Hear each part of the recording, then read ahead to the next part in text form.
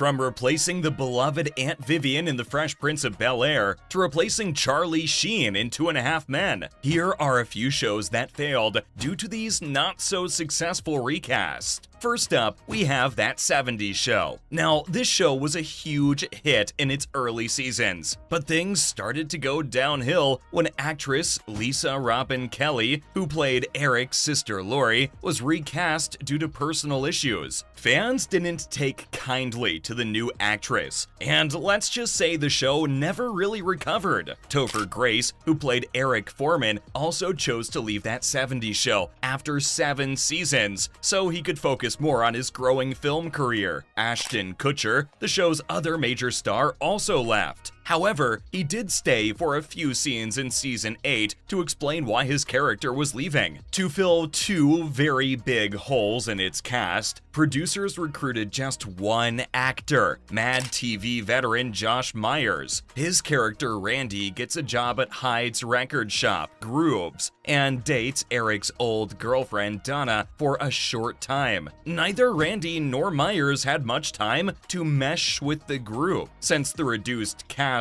may have led to the show's declining popularity and ending. Sadly, it never picked up after that, and the 70s Show ended after its 8th season. And these recasting issues don't come up just because of the actors. Sometimes the producers are also to blame. The medical comedy drama Scrubs was a favorite of many, but things went downhill when the show's creator Bill Lawrence left after season 8. The show was then picked up by a different network and recast with a new group of doctors, but fans couldn't bring themselves to root for the new cast the same. The show was about medical students trying to figure out what they were doing in a hospital. It became a hit during its first few seasons on NBC, and was also praised by critics and nominated for an Emmy. After 7 seasons, the network dropped Scrubs, but ABC picked it up. The writers and actors of the show planned a real series ending at the end of the year, but ABC surprised everyone by renewing the show for another season. The show's main character, young Dr. John Dorian, played by Zach Braff, was ready to move on to other things. So the show obviously wasn't the same. Instead of taking place in a teaching hospital, it took place at a medical school. Dr. Cox and Dr. Turk were no longer operating on people. They were now teaching. Dr. Lucy Bennett took Dorian's place as the show's main character and presenter. The big changes were too much to handle, so Scrubs sadly ended after its 9th season. Yes, multiple character changes are a lot, but even one crucial character change can change everything, for better or for worse. The beloved 2.5 Men was a massive success for years, but when Charlie Sheen was fired and replaced by Ashton Kutcher, we weren't even surprised that it made the show lose its charm. While Kutcher is a great actor, he just couldn't quite fill Sheen's shoes, and the show's ratings started to drop. The hit CBS sitcom fell apart after a series of fights between Sheen and the producer in the 8th season. Sheen was fired, and the season ended quickly. Kutcher took over as the main character when the show came back the following fall, even though it was officially a different guy. Charlie Harper had died, so his brother, who was always poor, had to find a rich renter for the beach house that Charlie had lived in for the whole series. After the Sheen scandal, the show did lose viewers and respect, but that wasn't the end. You see, after 4 more seasons, the show ended in 2015 with its 12th season. For all my OGs out there, don't worry guys, a rewatch of the first few seasons can always bring the magic back for us. Speaking of the major cast leaving and ruining the show, how can I forget to mention Steve Carell in The Office? Carell was suddenly in high demand as a movie star after he had a big success year in 2005,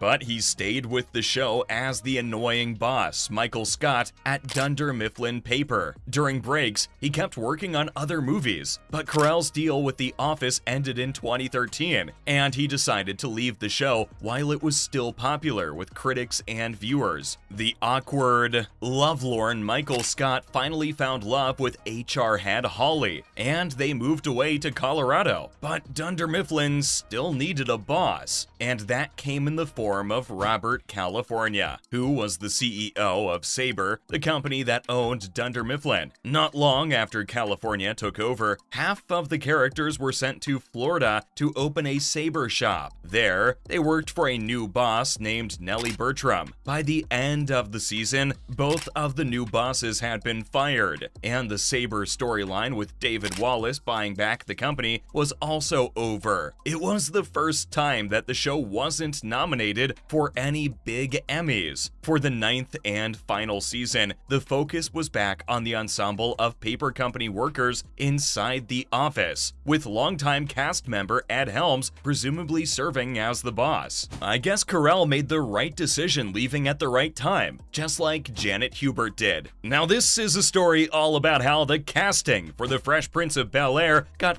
turned upside down. Fans everywhere know about the fights that went on behind the scenes between Will Smith and Janet Hubert, the first person to play Aunt Viv. Hubert played the part for 3 memorable seasons before she refused to renew her contract because she thought it was a bad deal. So she left the show, and Daphne Maxwell Reid took her place. The Fresh Prince of Bel-Air went on for 3 more seasons with the new Aunt Viv, but Hubert's comedy just could not be replaced. Later, when Smith got everyone back together for the 2020 gathering, he and Hubert finally sat down to talk things out for the first time. The two Aunt Vivs met for the first time, and many fans wondered what the show would have been like if Hubert had stayed. Now, did you guys know that not all actors leave by choice? An example of this is the show Nashville. People have wanted Connie Britton's hair for a long time, but when this juicy country singing drama came out in 2012, they found out that the actor can also sing. They went on a trip with her superstar character, Raina James, for 5.5 seasons as she balanced being a mother, singing, and getting back together with her one true love, Deacon Claiborne. But everything fell apart when Britton shocked fans by leaving the show in 2017 because of a sad plot that left her family all by itself. Britton was ready for a change, but it was hard for her to say goodbye to the people she worked with. So when CMT brought back Nashville for a 5th season after ABC canceled it at the end of its run in 2016, Britton decided it was finally time to move on. After the fake singer died, there were many other characters to cheer for, and the show might have made it to the end. But when the writers made Caitlin Doubleday, Jesse Kane,